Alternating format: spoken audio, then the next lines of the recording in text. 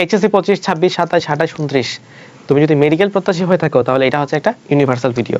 So এই ভিডিওতে আমি বলবো যে একটা টিপস ফলো করতে পারলেই তুমি মেডিকেল ভর্তি পরীক্ষার প্রিপারেশনের জন্য বা ধরো বায়োলজি কেমিস্ট্রির এইচএসসি প্রিপারেশনের জন্য সেটা হতে পারে, এই প্রিপারেশনের জন্য তুমি অন্যদের তুলনায় 5 থেকে 6 ঘন্টা বেশি ইফেক্টিভ আউটপুট নিয়ে আসতে পারবা। ধরো তুমি পড়াশোনা করতেছো 5 ঘন্টা, আরেকজন পড়তেছে 10 ঘন্টা, তুমি 5 ঘন্টা পড়ে 10 ঘন্টা যে পড়তেছে তাতে বেশি বেটার আউটপুট নিয়ে আসতে পারবা। তুমি 7 ঘন্টা পড়তেছো, আরেকজন 12 ঘন্টা পড়তেছে, তুমি 7 ঘন্টা পড়ে 12 ঘন্টা পড়াওয়ালা থেকে বেটার আউটপুট নিয়ে আসতে পারবা। সো তুমি যখন একটা চ্যাপ্টার পড়ো মেডিকেল অ্যাডমিশনের জন্য, তখন ওই চ্যাপ্টারটা তুমি কিভাবে পড়ো? ফার্স্ট অফ অল হইতে পারে তুমি হয়তো আগে ক্লাস করো, এখন তো তোমরা ক্লাসের জেনারেশন, তো প্রথমে হয়তো তুমি ক্লাস করো, ক্লাস করার পরে হয়তো তুমি বইটা পড়ো, বই এবং দাগাও, ক্লাসের সাথে সাথে হয়তো বইটাও দাগাও, বই দাগাও, তাহলে বই দাগানোর কাজ করো। দেন হচ্ছে এবার তুমি কোয়েশ্চেন ব্যাংকে যাও, তো তখন তুমি হচ্ছে মেডিকেল ডেন্টালে কোয়েশ্চেন ব্যাংক সলভ করো, মেডিকেল ডেন্টালে কোয়েশ্চেন ব্যাংক সলভ করো। তারপর তুমি হয়তো অনুশীলনের কোয়েশ্চেন ব্যাংক সলভ করো, তাহলে এবার তুমি হচ্ছে অনুশীলনীতে যাবা, সো অনুশীলনীতে সলভ করতে যেতা, অনুশীলনের কোয়েশ্চেন ব্যাংক সলভ করতা। এরপরে হয়তো তুমি কি করতা, যেহেতু বোর্ড পরীক্ষা থেকেও কিন্তু প্রশ্ন আসে, আমার নিজের বছরের কথাই বলি ভাই, আমার বছর 12টা প্রশ্ন আসছে, জাস্ট আমার কয়েক বছর আগের বোর্ড প্রশ্ন মিলায়, তার মানে বোর্ড প্রশ্ন তোমার ডেফিনেটলি সলভ করে যেতেই হবে। সো বোর্ড এমসিকিউ সলভ করতে হবে। তারপরে তুমি হয়তো যদি আরো বেশি টাইম পাও, আরো বেশি প্র্যাকটিসের জন্য তুমি হয়তো ভার্সিটির কোয়েশ্চেনও সলভ করতে হবে, তো ভার্সিটির এমসিকিউ গুলো তুমি সলভ করে গেলা। তাহলে মোটামুটি তোমার একটা চ্যাপ্টারের প্র্যাকটিসের জন্য এর বেশি তো কিছু নাই, অনেক কিছুই আছে, হয়তো এক্সট্রা ইনফো পড়বা, বাট ওইটা আলাদা বিষয়। মোটামুটি তুমি যদি মেইন বই ভিত্তিক প্রিপারেশন নাও, তাহলে তোমার জন্য মোস্ট অফ দ্য জিনিস কভার হয়ে যায় এই একটা জিনিসের মধ্যে। এখন এই সব কিছু করতে তোমার এভারেজ কত ঘন্টা সময় লাগা দরকার? ফর এক্সাম্পল রক্ত অধ্যায় তুমি হয়তো ক্লাস করছো 3 থেকে 4 ঘন্টা, ধরে নিলাম 3 ঘন্টা, এটার পরে বই দাগাইছো, বই দাগানোর পর বই দাগাইতে সময় লাগছে 2 ঘন্টা, medical dental question bank solve করছো, এখানে সময় লাগছে 1 ঘন্টা, অনুশীলনী কোয়েশ্চেন ব্যাংক সলভ করছো, সময় লাগছে 3 ঘন্টা, বোর্ড এমসিকিউ সলভ করছো, সময় লাগছে 2 ঘন্টা, ভার্সিটি এমসিকিউ সলভ করছো, সময় লাগছে 3 ঘন্টা।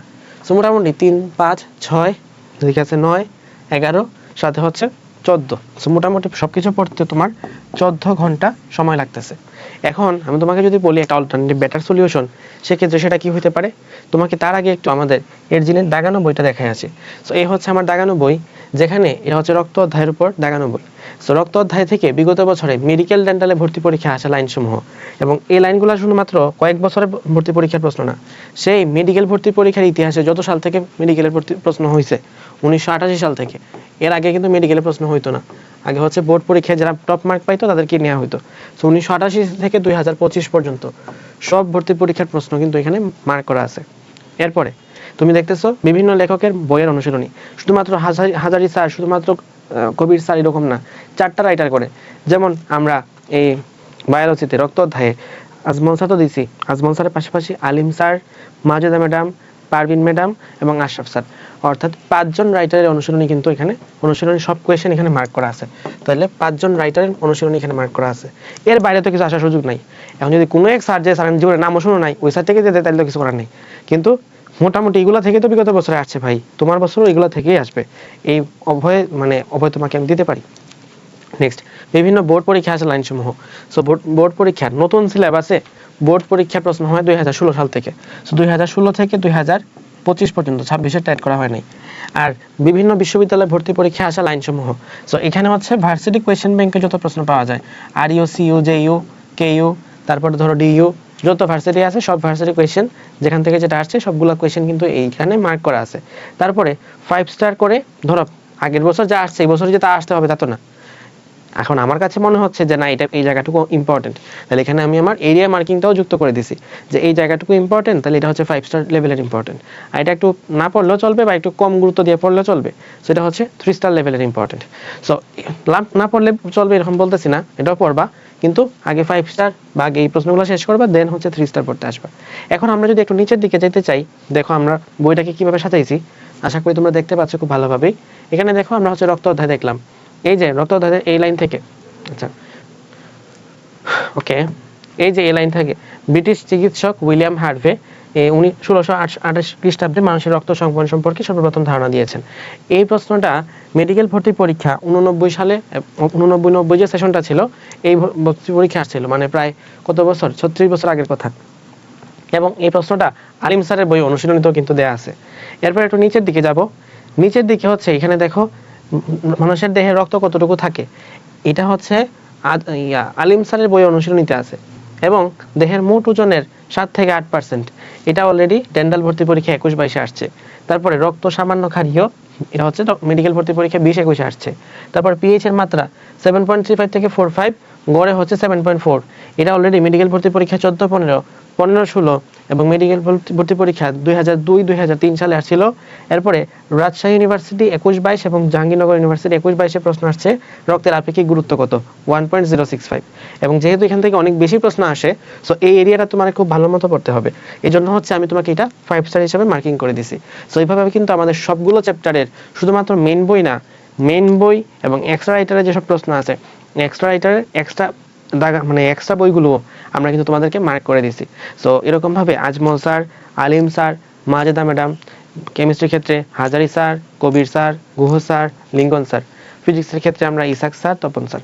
সো এই যে আমাদের বইগুলো প্রয়োজন, যে বইগুলো থেকে আমরা তোমাদের একদম টু দ্য পয়েন্ট কোথায় কোনটা আসছে, আমার মনে হইলো এটা লাল কালিতে দাগাইলাম, আমার মনে হইলো এটা হলুদ কালিতে দাগাইলাম, এটা মনে হইলো এটা সবুজ কালিতে দাগাইলাম, এরকম না, একদম টু দ্য পয়েন্ট এখানে অ্যানালাইসিস সহ দেওয়া আছে।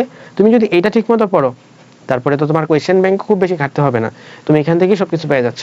তারপরে তুমি যদি এক্স্যাক্টলি কি কোয়েশ্চেন আসছিল ওটা জাস্টিফাই করতে চাও, দেখতে চাও, সেক্ষেত্রে দেখতে পারো, কিন্তু সেক্ষেত্রে তোমার টাইম অনেক বেঁচে যাবে। সো তোমার এই পুরো বইটা দাগাইতে হয়তো বা একটু বেশি টাইম লাগবে। এখানে বই দাগাইতে 2 ঘন্টা লাগতেছিল, এখন হয়তো বই দাগাইতে 3 ঘন্টা লাগবে, এই তো। তো তুমি হয়তো 3 ঘন্টা নিয়ে সময় নিয়ে বইটা দাগাইলা, সাথে তুমি ক্লাসটাও করে নিলা। ক্লাসটা করা থাকলে তুমি কোন ধরনের কোয়েশ্চেনে খাইতে পারো বা কোথায় কোথায় ঝামেলা হতে পারে, এই জায়গাটুকু হয়তো তোমাকে হেল্প করতে পারে। সো 3 ঘন্টা 6 ঘন্টা লাগলো, আর তুমি তো অলরেডি আমার বইয়ের মধ্যে এগুলো সলভ করে ফেলছো। সো মেডিকেল ডেন্টালের কোয়েশ্চেন ব্যাংক, অনুশীলনী কোয়েশ্চেন ব্যাংক, বা board MCQ, varsity question bank, এবার তুমি যদি একবার চোখ বুলায় নাও তাহলেও কিন্তু হয়ে যাবে। মানে তোমার যেহেতু বইটা দাগানো আছে, তার মানে তুমি জানো এক্স্যাক্টলি কোথা থেকে কোন প্রশ্ন আসে। এবার তুমি যখন এগুলা সলভ করতে যাবা, তখন এটা হবে তোমার রিভিশন। তার মানে একবার কিন্তু তোমার অলরেডি পড়া হয়ে গেছে। সো এই রিভিশন দিতে ধরে নিলাম যে আমার খুব বেশি সময় তো লাগা উচিত না, কারণ এটা রিভিশন দিতেছো। তার মানে মোটামুটি অত কমায় না ধরলেও, ধরো আমি হচ্ছে এখান থেকে ধরলাম আরো 3 ঘন্টা লাগতেছে এগুলো সলভ করার জন্য। তো তুমি মোটামুটি 9 ঘন্টায় কিন্তু খুব ভালো মতো সলভ করতে পারছো। এটা আমি হচ্ছে দেখাইলাম একটু বেশি, যারা ধরো মোটামুটি ভালো পড়াশোনা করছে তাদের জন্য। এটা 14 ঘন্টার জায়গায় 25 ঘন্টা হইতে পারে, অসুবিধা নাই। এবং এটাও 9 ঘন্টার জায়গায় 20 ঘন্টা হইতে পারে, সেটাতে অসুবিধা নাই। কারণ তোমাকে তো আমি রক্ত অধ্যায় পড়ার জন্য ভাই 48 ঘন্টা সময় দিছি। সেই 48 ঘন্টার মধ্যে 25 ঘন্টা পড়ো, সমস্যা নাই। সেই 48 ঘন্টার মধ্যে 20 ঘন্টা পড়ো। এক একজনের পড়ার ক্যাপাবিলিটি হয়তো এক এক রকম, এক একজন হয়তো অনেক বেশি সময় নিয়ে পড়ে, কেউ হয়তো অনেক ফাস্ট পড়ে ফেলতে পারে। সো এই জিনিসটা ম্যাটার করতে পারে। বাট তোমাকে তোমার পড়াশোনার অন্তত 5 ঘন্টা আমি সেভ করে দিতে পারি, জাস্ট আমার দাগানো বইটা যদি তুমি ফলো করতে পারো ঠিক মতো। আর আমার দাগানো বইটা কোথায় তুমি পাবা? আমাদের দাগানো বইটা তুমি পাবা আমাদের এই দিনেই মেডিকেল ফুল কোর্সে। সো তুমি চাইলে সাবজেক্ট ভিত্তিকভাবেও কিনতে পারো, বাট আমি তোমাকে এটা সাজেস্ট করবো না। সাবজেক্ট ভিত্তিক কিনে কি হবে, সব সাবজেক্টই তা লাগবে, বায়োলজি, কেমিস্ট্রি, ফিজিক্স, সব সাবজেক্ট লাগবে না। সো এখানে হচ্ছে আমাদের মেডিকেল ফুল কোর্স আছে। মেডিকেল ফুল কোর্সের মধ্যে আমরা তোমাদেরকে সাবজেক্ট ভিত্তিক নিলে কিন্তু কোনো ম্যাটেরিয়ালস পাবে না এই দাগানো বই ছাড়া। আর হচ্ছে দাগানো বই কিন্তু আমরা আলাদাভাবে সেল করি না। সো আমাদের ক্লাস সহ নিতে হবে, এক্সাম সহ নিতে হবে, অর্থাৎ শুধুমাত্র দাগানো বই তোমরা নিতে পারবে না। ওকে, সো মেডিকেল ফুল কোর্স 2026, এখানে হচ্ছে তুমি যদি জয়েন করো তাহলে বাংলাদেশের সবচেয়ে বেশি ফিচার্স বিশিষ্ট কোর্স হচ্ছে এটা। এবং এখানে শুধুমাত্র আমরা দাগানো বই দিচ্ছি তা না, এখানে শুধুমাত্র তোমাদেরকে আমরা লাইভ ক্লাস দিচ্ছি তা না, তোমাদেরকে আমরা প্র্যাকটিস দিচ্ছি, তোমাদেরকে আমরা প্র্যাকটিস ক্লাস দিচ্ছি, তোমাদেরকে আমরা জিকে এর জন্য সবচেয়ে ভালো এবং সবচেয়ে টপ নচ যে ফিচার্সগুলো আছে এটা দিচ্ছি, যেটা অন্য কোনো প্ল্যাটফর্ম অ্যাটলিস্ট মেডিকেল অ্যাডমিশন টেস্টের জন্য করে না। এর পাশাপাশি তোমরা আমাদের এখানে বাংলাদেশের সবচেয়ে বেশি লাইভ এক্সাম দিতে পারবা, যারা ইংলিশ ভার্সনে আসো ইংলিশ ভার্সনের কোয়েশ্চেন এক্সাম দিতে পারবা। তারপর সবকিছু আমাদের ওয়েবসাইট বেসড, সুতরাং আলাদা করে ডিস্ট্রাক্টেড হওয়ার মতো তোমার কাছে কিছু থাকবে না, আর সবকিছু এখানে শুধুমাত্র গুছানো দেওয়া আছে। সো আশা করছি তোমার এই নেক্সট 3 মাসে তুমি যদি প্রতিদিন 5 ঘন্টা বাঁচাইতে পারো, কত ঘন্টা হয় জাস্ট একটু ক্যালকুলেশন করো। আচ্ছা, 3 মাস মানে হচ্ছে 90 দিন, এবং তোমার দিনে বাঁচতেছে 5 ঘন্টা, তাহলে 450 ঘন্টা বেঁচে যাবে শুধুমাত্র দাগানো বইটা ফলো করলে। সো লাইফে অনেক কিছু অনেক জায়গায় ইনভেস্ট করবা, একটা টাইম পরে তোমার মনে হবে ভাই ওই টাইমে যদি আমি এই সাপোর্টটা পাইতাম, ওই টাইমে যদি আমার ওই অ্যানালাইসিসটা করা থাকতো, তাহলে হয়তো আমি আজকে থেকে একটা বেটার জায়গায় থাকতে পারতাম। এই আফসোসটা যেন কোনোদিন না হয়, সেজন্য আমি তোমাকে আরও একবার আহ্বান জানাই রাখলাম আমাদের এই যিনি মেডিকেল ফুল কোর্সে।